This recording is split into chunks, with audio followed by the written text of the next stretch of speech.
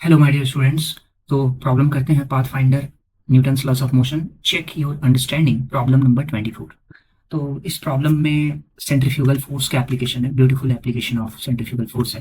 तो करते हैं ये प्रॉब्लम करने के बाद मजा आएगा आपको। तो देखो प्रॉब्लम करता है, a disk of radius capital R inclined at an angle theta with the horizontal is evenly covered with a thin layer of sand। तो इस पूरे डिस्क पे देख रहे हो जो कि थीटा एंगल पे है, इस तरीके से हॉरिजॉन्टल के साथ थीटा एंगल पे इंक्लाइन कर दिया है और उस पे पूरे पे यूनिफॉर्मली डिस्ट्रीब्यूटेड है sand, thin layer of sand देख पा रहे हैं। Coefficient of friction between the sand and the disk is mu. Mu दे रखा है coefficient of friction.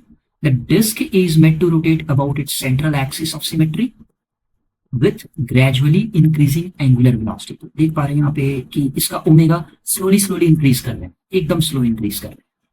Angular velocity is increased so gradually that tangential acceleration of any of the sand particle is practically negligible. तो omega इतना slow slow increase कर रहे हैं so that कि हम अल्फा को इग्नोर कर सकते हैं। ठीक है, टेंजेंशियल एक्सेलरेशन का मतलब क्या हुआ, एटी। किसी पार्टिकल का अगर देखेंगे तो a t is equal to alpha into r. तो अल्फा अप्रोक्सीमेटली जीरो होगा तो टेंजेंशियल एक्सेलरेशन भी जीरो होगा, यही कहने का मतलब।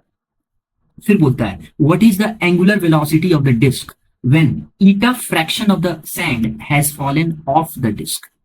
तो अब इस पे से ईटा फ्रैक्शन सैंड यहां से फॉल कर जाएगा, तो what is the value of omega ये पता करता है।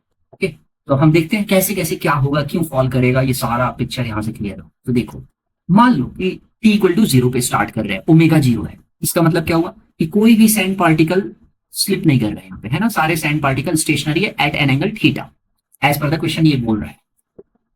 अब जैसे जैसे हम ओमेगा को इंक्रीज करेंगे, ओमेगा मान लो जीरो से 0.0001 रेडियन पर सेकेंड होगा, राइट, तो भी क्या होगा, तो भी स्लिप नहीं करा। तो जैसे जैसे तुम ओमेगा बढ़ाओगे बढ़ाओगे एक पर्टिकुलर ओमेगा आएगा, let's say omega equal to omega naught, जिसपे सैंड पार्टिकल स्लिप करना शुरू होगा। अब वो कौन सा सैंड पार्टिकल स्लिप करेगा, किस डायरेक्शन में करेगा, वो सब हम देखते हैं यहाँ पे। तो मान लो कि एक sand particle omega equal to omega naught पे स्लिप करना स्टार्ट कर रहा है, तो हम देखते हैं at omega equal to omega naught पे ये पूरा पिक्चर है। और यहाँ पे ये मान लिया कि ये टी इक्वल टू जीरो वाला है, मतलब ये जो पार्ट है नेग्लिजिबल है, मतलब जो ब्लैंक पार्ट है वो नेग्लिजिबल है टी इक्वल टू जीरो पे। Just for the sake of simplicity of using this diagram के लिए ही कर रहे हैं, मतलब टी इक्वल टू जीरो पे ये पूरा कवर्ड है। तो हम सिचुएशन देख रहे हैं। ओके, तो फर्स्ट पार्टिकल को हमें देखना है, सैंड पार्टिकल जो स्लिप करेगा। तो कौन सा है वो सैंड पार्टिकल, तो देखो इधर, अगर omega equal to omega naught का सिचुएशन नहीं है, राइट, अब हम डिफरेंट डिफरेंट पार्टिकल्स के एफबीडी को एनालाइज करें। उसके लिए अब हम क्या करते हैं कि रोटेटिंग फ्रेम में बैठ जाते हैं, मतलब यहां पे बैठ गए इस रोटेटिंग फ्रेम में। तो इस रोटेटिंग फ्रेम में बैठने पे कौन कौन से फोर्सेस लग रहे हैं, तो एक तो सेंट्रीफ्यूगल फोर्स आएगा रोटेटिंग फ्रेम में, है ना, मतलब रोटेट कर रहे हो ओमेगा से, ये ऑब्जर्वर रोटेट कर रहा है ओमेगा से उसी फ्रेम में। तो एक सेंट्रीफ्यूगल फोर्स आएगा, हम जानते हैं सेंट्रीफ्यूगल फोर्स का वैल्यू क्या होता है, आउटवर्ड रेडियली आउटवर्ड होता है, m omega square into the perpendicular distance from the axis of rotation. तो एक m omega square r, let's say particle a है ये, इसका एफबीडी को एनालाइज करेंगे तो एम ओमेगा स्क्वायर आर आएगा। ठीक है, कोरियोलिस फोर्स नहीं आएगा क्योंकि इस ऑब्जर्वर के रिस्पेक्ट में इसका कोई वेलोसिटी है नहीं, तो कोई कोरियोलिस नहीं आएगा। कोरियोलिस हम जानते हैं -2m omega cross v dash. V dash क्या होता है, रोटेटिंग फ्रेम में जो वेलोसिटी होता है। रोटेटिंग फ्रेम में कोई वेलोसिटी नहीं है, ये पार्टिकल स्टेशनरी है, इसलिए कोई कोरियोलिस नहीं आएगा। तो एक सेंट्रीफ्यूगल आएगा, एक mg आएगा, एक नॉर्मल आएगा जो डिस्क उसको ऊपर की तरफ देगा, राइट। और omega equal to omega naught just अभी क्या है, स्लिप करने ही वाला है, तो एक स्टैटिक फ्रिक्शन आएगा इधर, वो मैक्सिमम लग रहा होगा, राइट, मैक्सिमम लग रहा होगा। तो एम ओमेगा स्क्वायर आर, और डिस्क के प्लेन में एक क्या लगेगा, तो हम देख सकते हैं mg का एक कंपोनेंट mg sin थीटा इस डायरेक्शन में डिस्क के प्लेन में, तो एम ओमेगा स्क्वायर आर और mg sin थीटा दोनों एक ही डायरेक्शन में लगा, राइट। और उसको काउंटर करेगा कौन सा, फ्रिक्शन, यहाँ पे स्टैटिक फ्रिक्शन काउंटर करेगा। अच्छा, पार्टिकल बी को एनालाइज करेंगे तो डिस्क के प्लेन में mg sin थीटा इस तरफ में, इसका मैग्नीट्यूड और डायरेक्शन mg sin थीटा का तो वो तो कांस्टेंट ही है। एम ओमेगा स्क्वायर आर का रेडियली आउटवर्ड है, इसका मैग्नीट्यूड कांस्टेंट है बट डायरेक्शन कांस्टेंट नहीं है। तो mg sin थीटा और एम ओमेगा स्क्वायर आर का जो वेक्टर सम होगा, ओके, पैरेललोग्राम लॉ से, उसके अपोजिट में स्टैटिक फ्रिक्शन लगेगा इसको स्टेशनरी रखने के लिए, राइट। सिमिलरली हम पार्टिकल सी को देख सकते हैं, mg sin theta constant force, direction magnitude, और एम ओमेगा स्क्वायर आर एक पर्टिकुलर ओमेगा पे, तो रेडियली आउटवर्ड है, इसका डायरेक्शन रेडियली आउटवर्ड होगा, तो direction m omega square r का चेंज कर रहा है, राइट। तो इस दोनों का जो वेक्टर सम होगा उसके ऑपोजिट एफएस लगेगा। तो अब बताओ कि कौन सा पार्टिकल है इस यहाँ पे जो पहले स्लिप करेगा। तो हम देख सकते हैं कि मैक्सिमम फोर्स जो है वो है पार्टिकल ए के लिए, राइट।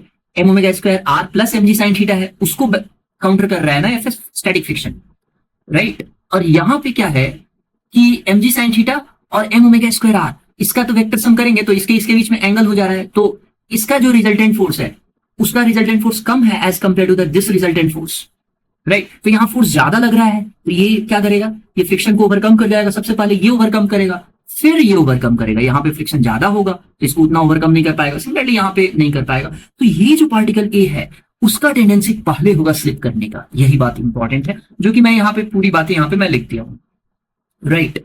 सारी बातें लिख दिया हूँ, तो आप आराम से पॉज करके देख भी सकते हो मैं क्या क्या लिखा हूँ, सेम बात मैं बता। तो अब यहाँ पे सबसे पहले ये स्लिप करना शुरू होगा। तो मान लो कि at omega equal to omega naught पे ये पहला सैंड पार्टिकल है जो कि स्लिप करना शुरू हो रहा है। इसका मतलब m g sine theta plus m omega square r का वैल्यू जैसे greater than equal to f s one का मैक्सिमम वैल्यू से greater than equal to f s one का मैक्सिमम वैल्यू होगा, वैसे ही ये पार्टिकल स्लिप कर जाएगा, राइट। और एफ एस वन का मैक्सिमम वैल्यू क्या होगा, तो mu into normal normal m g cos theta के इक्वल होगा, ओके। तो ये वाला पार्टिकल खटाक से स्लिप कर गया, एक पार्टिकल। उसके बाद फिर क्या होगा, दूसरा पार्टिकल ये वाला है, लेट्स से इसके बगल वाला पार्टिकल यहाँ है, ये पार्टिकल जैसे घूमता हुआ यहाँ पहुंचा, तो जैसे ये यहाँ पहुंचेगा तो वो फिर से वो स्लिप करेगा, राइट। ये वाला पार्टिकल वहां पे स्लिप नहीं करेगा, इस पर्टिकुलर इस सिचुएशन पे ये पार्टिकल स्लिप नहीं करेगा, क्योंकि यहाँ जो फोर्स है वो मैक्सिमम है, ये यहाँ पे तो वो वाला फोर्स मैक्सिमम नहीं ना है, सेम डायरेक्शन में है नहीं, जैसे अभी मैंने बताया। तो कोई और पार्टिकल स्लिप नहीं करेंगे, सिर्फ और सिर्फ एक पार्टिकल ए स्लिप करेगा, राइट। वो इस डायरेक्शन में होगा, पार्टिकल ए स्लिप करता हुआ इधर को गिर जाएगा ऐसा। जैसे ही ओमेगा नॉट से हल्का सा भी बढ़ा देंगे तो ये स्लिप कर गया, राइट। अच्छा, ये वाला फिर अब omega equal to omega naught से हल्का सा जैसे बढ़ाए तो ये वाला पार्टिकल जैसे यहां पहुंचेगा तो वो स्लिप कर जाएगा। सिमिलरली उस थोड़ी देर बाद ये वाला पार्टिकल जैसे यहां पहुंचेगा तो ये स्लिप कर जाएगा। तो इस तरीके से सारे पार्टिकल जो यहाँ पे एज पे होंगे वो सब यहाँ पहुंचते पहुंचते सब स्लिप करते जाएंगे। इसका मतलब क्या हुआ, अब रेडियस हो जाएगा कम, कम रेडियस पे आ जाएगा।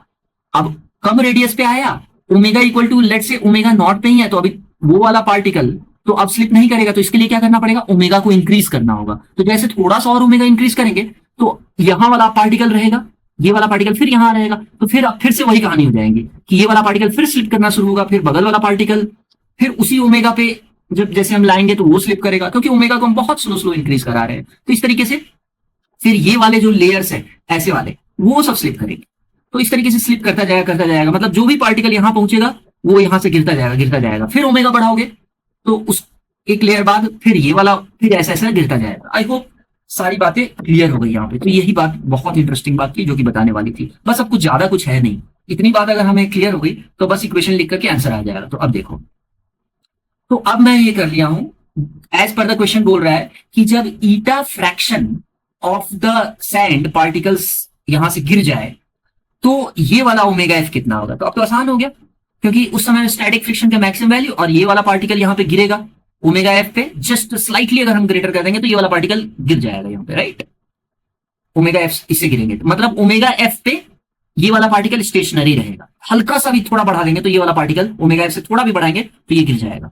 तो हमें यही पूछ रहा है कि ओमेगा एफ का वैल्यू क्या है। तो इसके लिए बस एवरी डेज का हम बनाएंगे इस पार्टिकल के लिए। इस पार्टिकल के लिए जो फोर्सेस लग रहे हैं वो क्या लग रहे हैं, एम ओमेगा स्क्वायर आर और एम जी का जो ये वाला एम जी का कॉम्पोनेंट, इस तरफ में एम जी साइन थीटा और इस तरफ में m g cos theta. M g cos theta normal को बैलेंस कर रहा है, राइट। तो m omega square r, small r लिख रहा हूं मैं, इसका रेडियस है, ये वाला है सेंट्रीफ्यूगल फोर्स इस पार्टिकल का, plus m g sine theta is equal to f s max लग जाएगा। इस समय क्या होगा, ये वाला सैंड पार्टिकल स्टेशनरी रहेगा, क्योंकि अभी जैसे मैंने बताया कि ओमेगा एफ से हल्का सा बढ़ाएंगे तब जाके ये पार्टिकल स्लिप करेगा।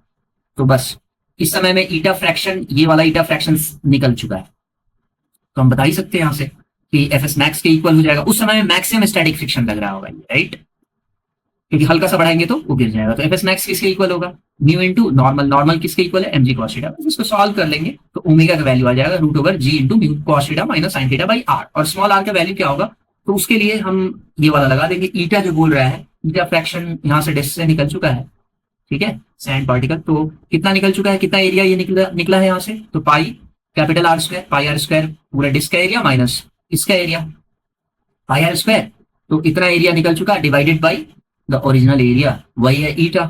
बस यहां से हम स्मॉल आर के वैल्यू रख लेंगे इसमें, अब इसमें रखेंगे तो ओमेगा आ जाएगा। This is the required omega F, यही ओमेगा एफ हमारे को निकालना था and that's the answer. I hope you understood it. तो ये देख पा रहे हो कि कितना बढ़िया सा एप्लीकेशन है सेंट्रीफ्यूगल फोर्स का, कैसे स्लिप कर रहा है। तो आप वीडियो को भी अपने फ्रेंड्स के साथ शेयर कीजिए सो दैट उनको भी हेल्प मिल सके जेईई एडवांस प्रिपरेशन के लिए।